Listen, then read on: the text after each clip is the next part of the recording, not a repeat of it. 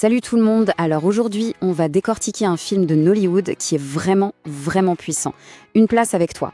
C'est une histoire incroyable de transformation qui nous montre comment une simple insulte, aussi blessante soit-elle, peut en fait devenir le point de départ d'une toute nouvelle vie. Et d'ailleurs, le film nous pose une question d'entrée de jeu, une question qui, je pense, parle à beaucoup de monde.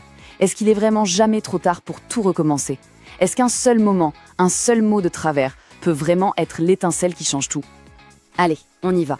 On fait la connaissance de Chidimi. C'est une vendeuse de poissons, fière, travailleuse, et sa vie, elle est sur le point de basculer. Mais pas à cause d'un truc énorme, non, à cause d'une seule phrase. Une phrase hyper cruelle. Voilà la phrase en question. Ce qui frappe direct, c'est la violence du truc. Une cliente, pas contente du prix, lui balance ça à la figure. Et là, l'attaque, c'est pas juste sur son boulot, c'est sur qui elle est, sur sa valeur en tant qu'être humain. C'est vraiment ça, le moment qui va tout faire basculer. Et c'est là que c'est génial, parce qu'au lieu de s'effondrer, cette humiliation, ça allume un véritable feu en elle. On la voit se répéter les mots, encore et encore, mais pas pour s'apitoyer sur son sort, non. C'est pour se forger une conviction en acier trempé. Elle prend une décision radicale, elle va s'instruire, elle va retourner à l'école, justement. Alors, comment ça se passe concrètement ? Sa décision la mène tout droit aux portes d'une école primaire.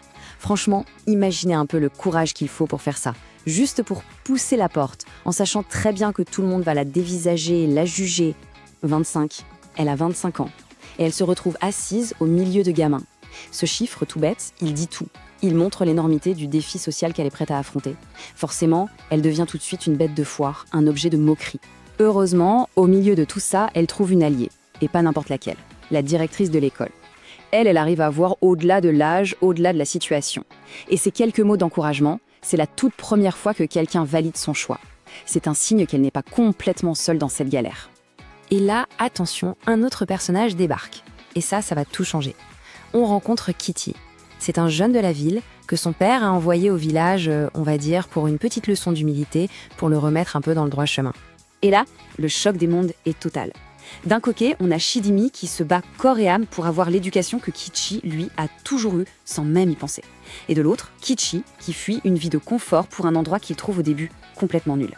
C'est justement ce contraste qui va rendre leur rencontre si forte, si nécessaire pour tous les deux. Et leur amitié, elle va se tisser comme ça, sur un échange. Lui, il va l'aider avec les trucs de l'école, la prononciation des mots en anglais, ce genre de choses. Et elle, en retour, elle va lui offrir quelque chose de bien plus profond. Elle va lui montrer une autre facette du monde. La nature, le silence, un monde authentique qu'il ne connaissait pas du tout. Et bien sûr, ce qui devait arriver, arriva. Cette amitié, ce soutien mutuel, ça se transforme petit à petit en quelque chose de plus fort.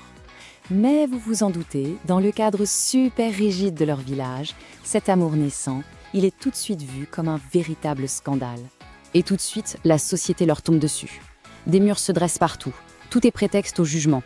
Elle est veuve, donc déjà un peu à part. Elle est plus âgée que lui. Ils ne viennent pas du même monde. Les anciens du village crient à l'abomination. Et bien sûr, la famille de Kitchi lui a interdit formellement de la revoir. Cette phrase, elle vient d'une chanson du film, et elle résume parfaitement la transformation de Chidimi. La femme qui se faisait insulter et qui baissait la tête, maintenant elle trouve sa voix. Même si elle a peur, même si tout le monde la juge, elle refuse de se taire. C'est la preuve qu'elle a enfin confiance en elle. Et l'histoire atteint son point culminant quand le père de Kitchi débarque au village, mais alors furieux. Kitchi se retrouve au pied du mur. Il est obligé de faire face à sa famille et de dire une bonne fois pour toutes ce qui compte vraiment pour lui, au-delà de ce que les autres attendent. Et sa réponse, c'est le cœur du film. C'est magnifique. Kitchi ne défend pas leur amour en parlant de passion dévorante ou de grands sentiments, non. Il parle de paix. Il explique à son père que Chidimi lui apporte une sérénité, un équilibre que toute sa vie de confort en ville ne lui a jamais donné. C'est une façon tellement puissante de dire ce que ça veut dire, trouver sa place. Donc au final, qu'est-ce qu'on retient de leur histoire ? Plein de choses en fait. Déjà, que le vrai changement, ça commence par un seul acte de courage. Ensuite, que c'est souvent en sortant de sa zone de confort qu'on trouve ce dont on a vraiment besoin. Ça nous rappelle aussi qu'il ne faut jamais laisser les étiquettes des autres définir qui on est. Et surtout, que le but ultime, ce n'est peut-être pas seulement l'amour, mais ce sentiment de paix intérieure. C'est ça le vrai trésor. Et on va finir là-dessus, avec une dernière pensée. Le film nous montre que nos pires moments d'humiliation peuvent en fait cacher les graines de nos plus belles transformations. Alors la question qu'on peut se poser, c'est quel est notre moment de chèvre sans éducation à nous ? Quelle critique, quel obstacle pourrait être sans qu'on s'y attende, le début d'un tout nouveau chapitre de notre vie.